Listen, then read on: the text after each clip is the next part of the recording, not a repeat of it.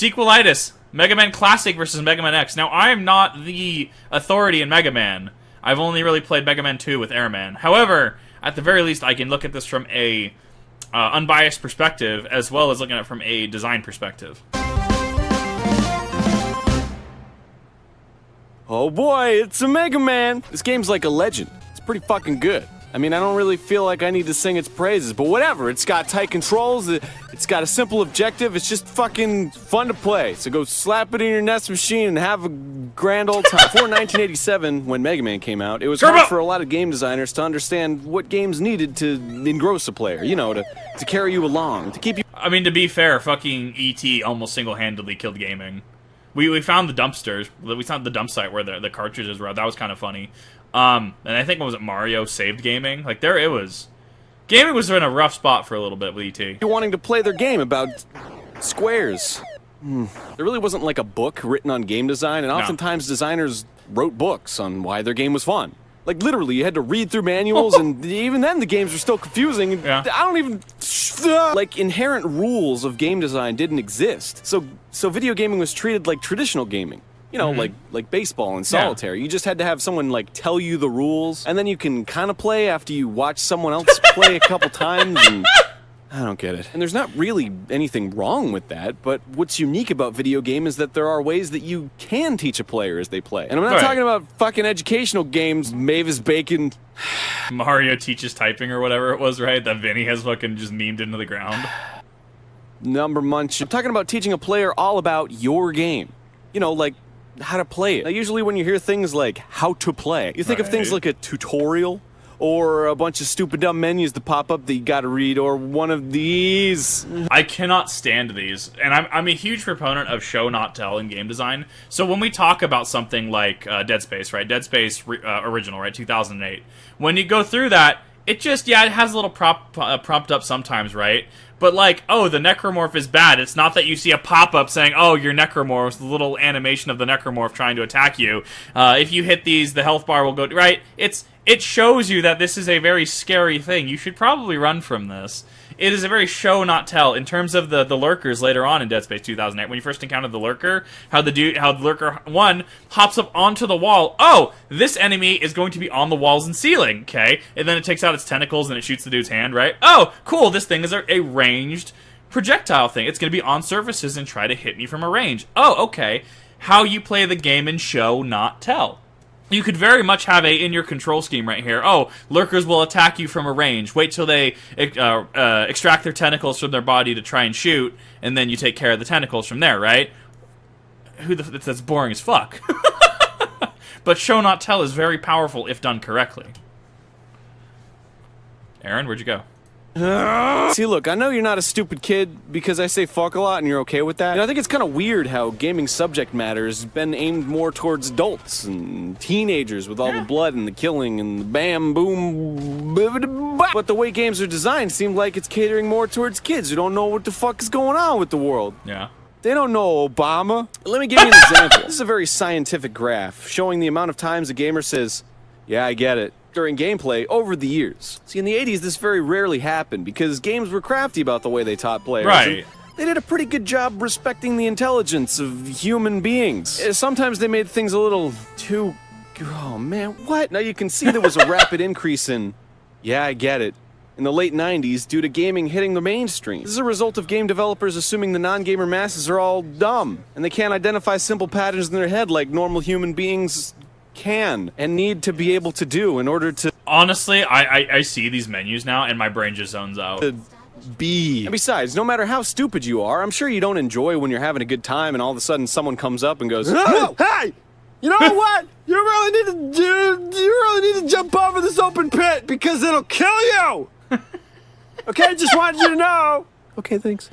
So that's assumed knowledge, though, and that's actually why I give a shrine from Tears of the Kingdom such a hard time. So there's a specific shrine in Tears of the Kingdom where it's like Trustfall or something like that is the name of it. And what you have to do in the shrine is that you go up and then you have to go back down and there's lasers, right?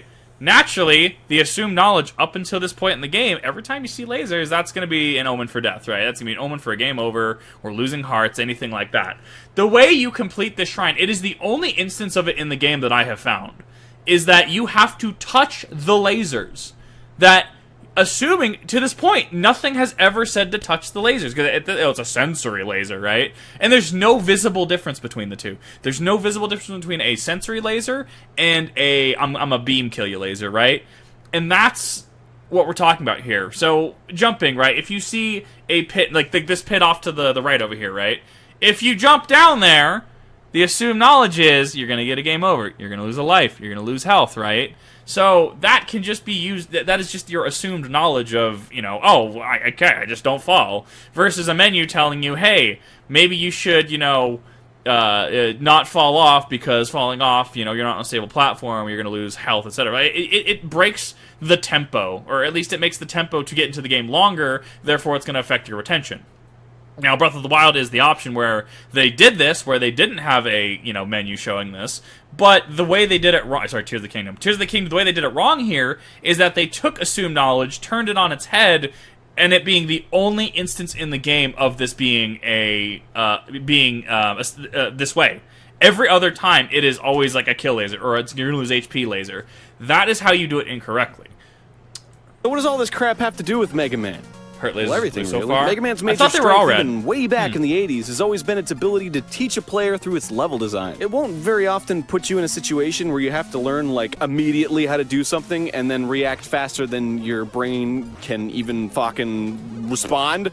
Yeah, like that. Let's take a look at some examples! In Mega Man 1 and Gutsman stage, there are these platforms sliding along these little path lines. You jump on the first platform with no fear, whatever, and then you just kind of ride it out, and then fuck!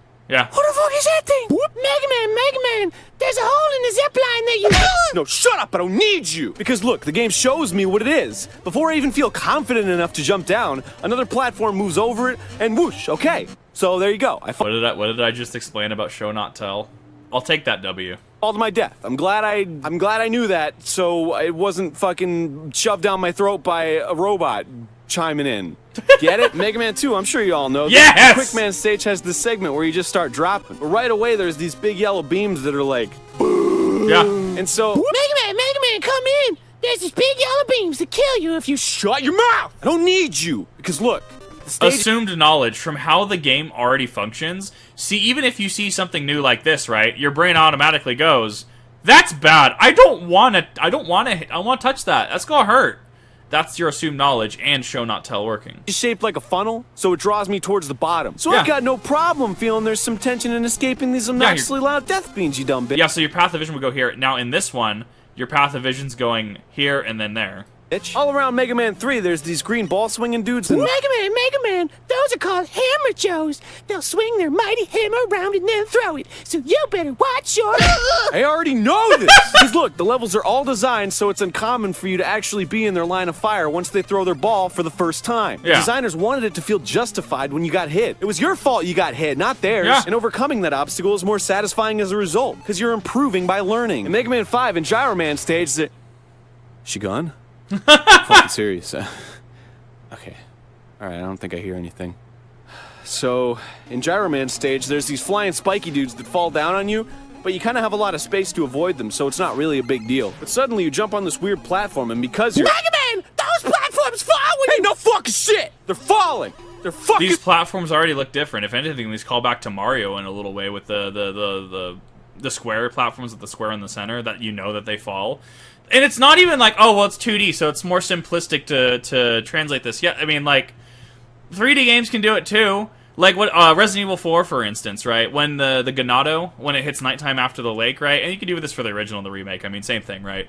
In terms of this show, not tell example. What happens? The Ganado starts twitching its head, and then the fucking Plaga Type A bursts out, right? And it's like, oh, I should not get hit by that because that is sussy AF. AF, I almost said that. AF, homie. Okay, cool. You have in a 3D space shown not told. Easy. It's really not that hard. Fucking falling. I can see that. How many I'm going right, rock and roll, here. I'm sorry.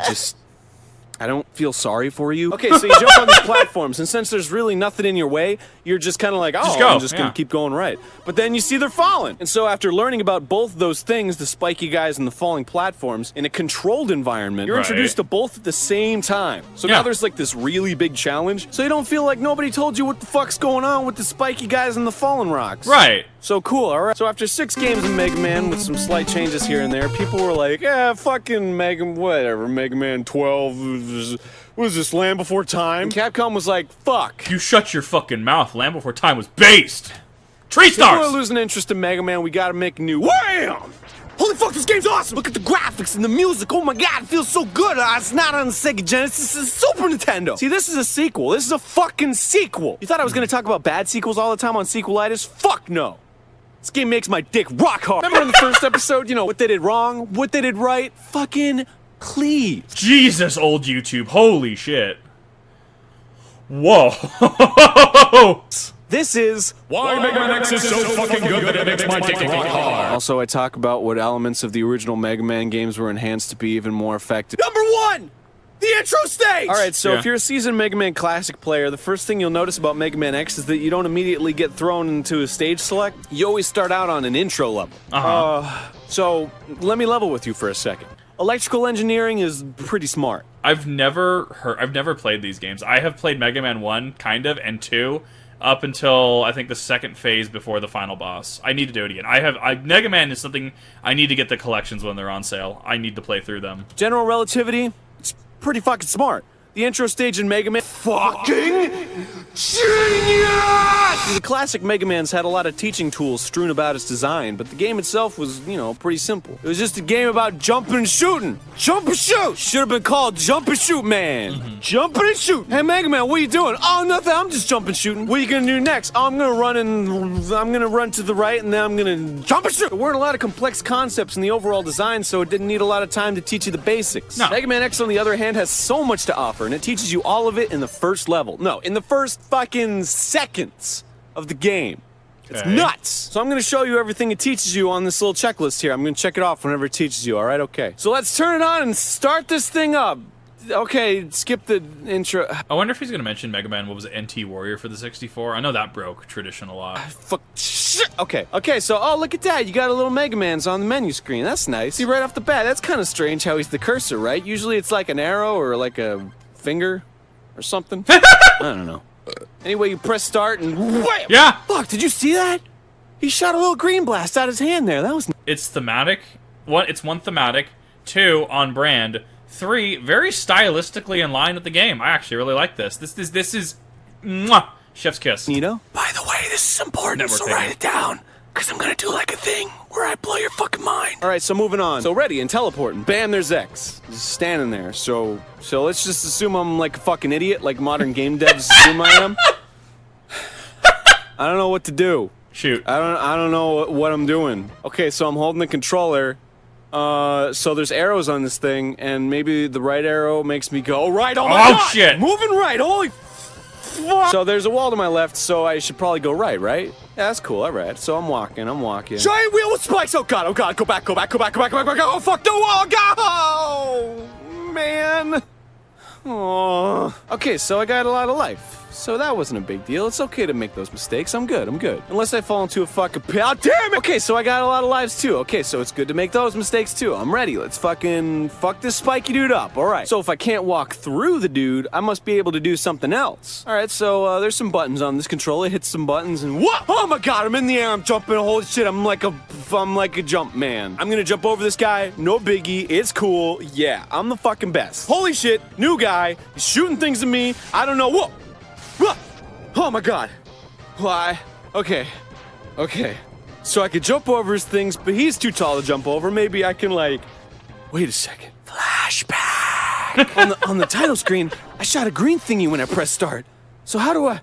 I'm gonna press buttons and... Yeah! Lemons! Alright. I did it. I beat the guy. See, what confuses me, though, is that I shot a green thingy on the title screen, but, I only shot lemons when I hit the button. This alludes to the power-up, right? And no other button shoots the green thingy, so how do I shoot the green thingy? Well, for the sake of pacing in the video, and for the fact that I'm gonna blow your fucking mind with this shit. Let's assume that I'm not willing to experiment any further than what I've done, and I'm a stubborn dick, and I just want to move on. So let's move on. Next up are some flying enemies. Just jump and shoot them. Holy shit, I can jump and shoot at the same time. This game's amazing. This is so cool. This is so goddamn cool. What the fuck? Is that a bee? Yeah. Just to let you know, there's gonna be mini bosses, and they're gonna be fucking awesome. This battle also acts as a small misdirection for a battle that's coming up that I'll go into when it happens. It's gonna blow your fucking mind. Also, what they drop these enemies that have these long legs. They walk real slow, so you get just the right amount of time to realize that your shots are going through their legs. Right. They're not hitting them. So you just try the big dumb head, and bam, they're dead. So now you know. The way that this would be adjusted in modern game difficulty for people that, or for game devs that aren't going to balance their game, is that these enemies would move the same as every other enemy, which leads to bullshit difficulty, right? Like, you have, like, instead of that whole time to react, you have, and then they're right on top of you, right? So that is actually really good in terms of, one, showcasing what you're supposed to do, two, game balance as well, because in a modern game, so say this was on normal, right? You know, this was normal. On hard, they might just say, well, how do I make this harder? Just up the speed of all enemies, not understanding how this encounter is supposed to work and how it's supposed to telegraph the attacks to you. Oh, that there are certain enemies who need to be attacked at certain sweet spots. See, this entire situation is teaching you all the rules of the game. And do you feel like you're in school yet? Do you feel like Mrs. Terwilliger's gonna give you detention for playing video games in class? No, you feel like you're playing a game, stupid. Alright, so let's get serious here for a second. Check this fucking shit out! Take down the Bumblebee Man and he falls and goes boom, and now you're stuck in a ditch. Well, what the fuck? How the fuck am I supposed to get out of here? You go left, you go right, and there's no way out. What do you fucking do? Okay, so here we go. Bumblebee Man fell on the right side of the platform, but there's this little gap between him and the wall. Now, when you're drawn to the walls, because there really isn't anything else to be drawn to, you hop up on the Bumblebee, run at the wall, and then you slide down the wall. Yeah. You can easily observe your descent is slow, there's a little smoke trail coming up, so you try it again. And this time, hitting buttons. Usually, you know, the jump button, because that's the only function you've learned so far that makes you ascend. And bada bang, bada boom, you're hopping on the walls. And that's how you get out. Good job. Now, as a little additional bonus, on the right of the ditch, you see that there's health items and stuff. So, you know, if you want to test out your newfound ability, that you taught yourself, by the way, the game didn't whoop, Mega Man, Mega. Yeah, you get the whole idea. You can go grab the reward, and it feels fucking great. Feels fucking good. It does. But hey, you know, maybe this all seems silly to you, like, duh, right? Like, of course you learn about a game by playing it long enough. That's like an inherent thing about games. But the part of that is retention, and part of it is that some people are just genuinely that stupid. I mean, that's also like for me, if you put an RTS in front of me, I can do or I could do a couple things. I am awful when it comes to RTS games. FPS is just where I feel comfortable at, right? The amount of fucking Destiny I've played, right? There are certain games, if you put in front of me, I just will not be able... like, your brain doesn't mesh with it, right? So some person could come into a game like Mega Man, and, you know, it could also just not mesh with them. But, I mean, they're a master at DDR, right? I mean, it could be like that. And yeah, Catch is right. Most games are just repetition, something I've been acutely learning, actually starting to run more raids in Destiny 2. All it is just repetition. Ah, shit. Here we go. It's Templar phase. Oh shit, we're gonna just jump off, spawn at what was it? It's like 157, right? And then we're just gonna DPS on the fucking platform. All it is repetition, and once you're confident enough, your whole team, or going into fucking Gatekeeper at Atheon and Vogue, right? Cool. Well, just conditional finality and or tractor cannon, the fucking the wyverns and the what do you call it? The Minotaurs, and you just knock them off the edge. Therefore, you can avoid a mechanic altogether. It's just repetition and understanding and testing out new and different things and talking to people, right? Learning the game via osmosis through people, what to do and do. Absolutely. Right? No. Like, think of a game like Dr. Jekyll and Mr. Hyde for the NES, for example. Everybody should play this game if you want to get into game design. It's a perfect example of doing nothing to teach the player about its limits and goals. Nothing in this game seems to make sense. Stuff happens at random. People hurt you, some people don't. You walk backwards as Mr. Hyde. No. Of course, the game itself has limits. It has rules. It is a game, but it doesn't teach you anything about itself through the gameplay. And on top of that, the presentation's confusing because all the clashing information you're being fed constantly. Just play this game for 2 minutes, and you will understand how poorly you can teach a player how to play your stupid game. The term used a lot for this concept is conveyance. And I think that's a fitting name. I mean, haven't you ever been playing a game and you're just like, what do I do? Where do I go? That's what I'm talking about. That's bad conveyance. All right. Okay, so now... He says that, but doesn't he actively play Dark Souls? Didn't he actually advocate for that specifically in not Tears of the Kingdom, his last Sequelitis, Link to the Past, right? Didn't he like that? Now, are you ready to get your mind fucking blown? Because this is where I'm gonna fucking blow your fucking mind. So you get to the end of the level, gotta beat some stupid cars or whatever, I don't fucking know. Riding on cars! Then this fucking huge-ass dude comes down in a giant robot man suit and starts wrecking your shit.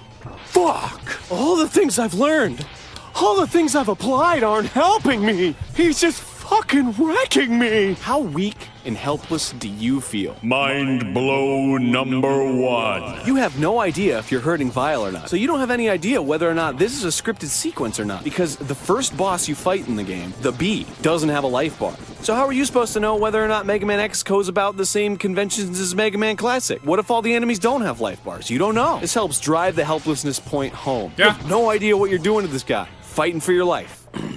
So to add insult to injury, he traps you in a little electrical cage thing, and then he grabs the shit out of you, and he's like, "Grr," and you're like, "Ah," and he laughs. And you cry, "Ah," but All I see is just a Mandalorian helmet. what's that? Whoa, fuck! That's the blasty thing I saw earlier on the title screen. That's what I want. I want that. How do I do that? And who the fuck is this person? A guy or a girl? I don't fucking know. But then what's that? It looks like he's charging his shot. That's what the... Mind blow number 2. It all makes sense now. The green shot is the same shot that Zero fires, and I have to charge up my buster to do it.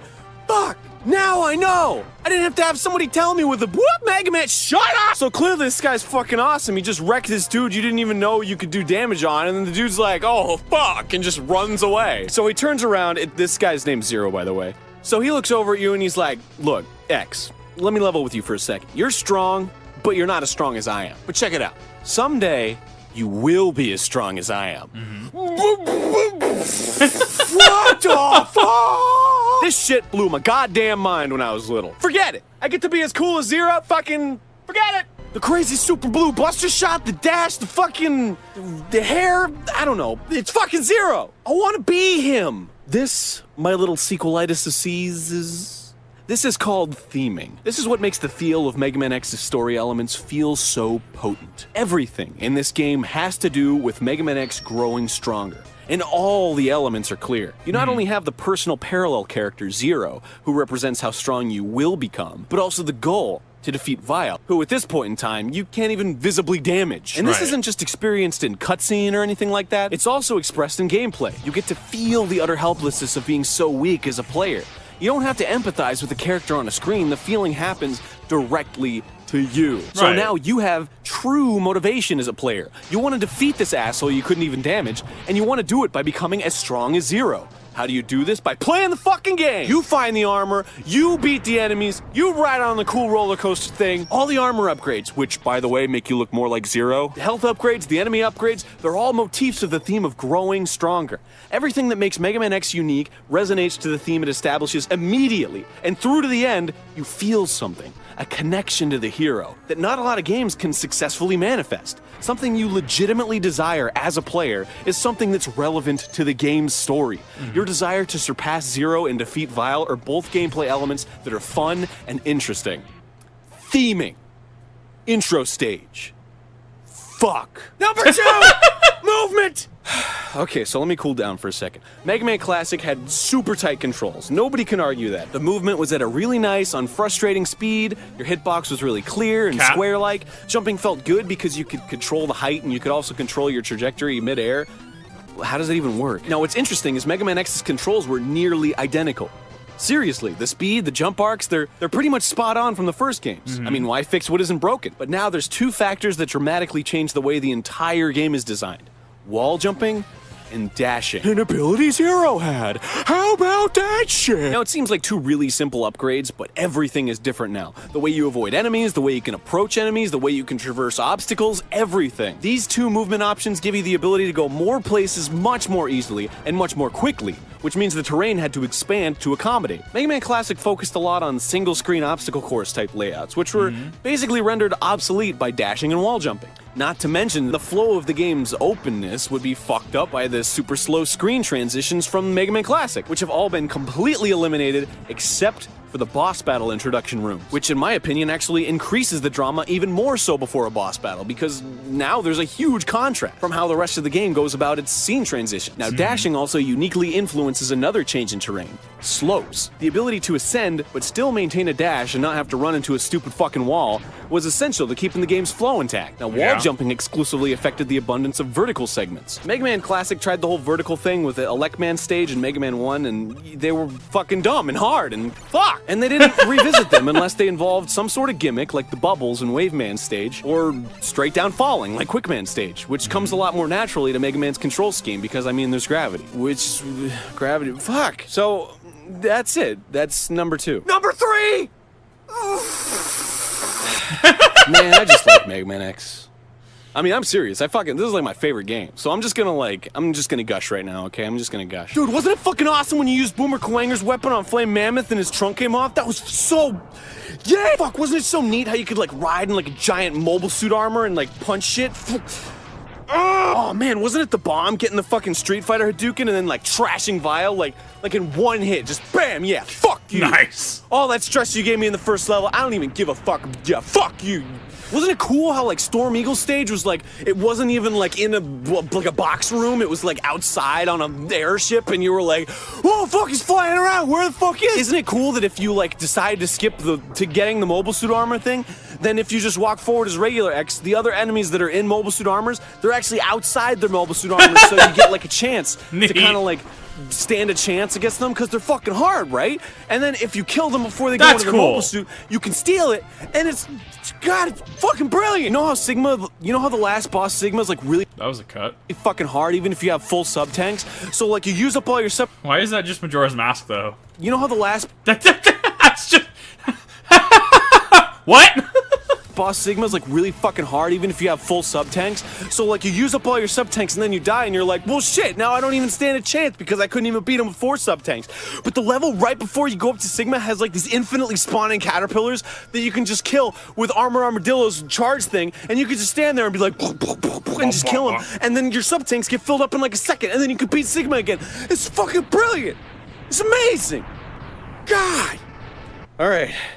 So that's it. Just go on eBay and buy a Super Nintendo, unless you already have one. Fuck. I think I can actually buy them on PC. There's a collection. I've just been waiting for them to go on sale. Just go. Just play Mega Man X, alright? It's good. Called Boss Mountain. I swear, it's fucking good. If this makes me that excited, if I can tear down Castlevania 2, which is, people have been like, oh, it's a good game. And I'm like, Mega Man X is the best game ever. Then you better fucking play this game because it's good. Riding on cars. God, I loved it. That was great. That was actually really, really fucking. Oh man, awesome reach. Holy shit, I haven't seen that in fucking forever. That was another amazing video by Egoraptor.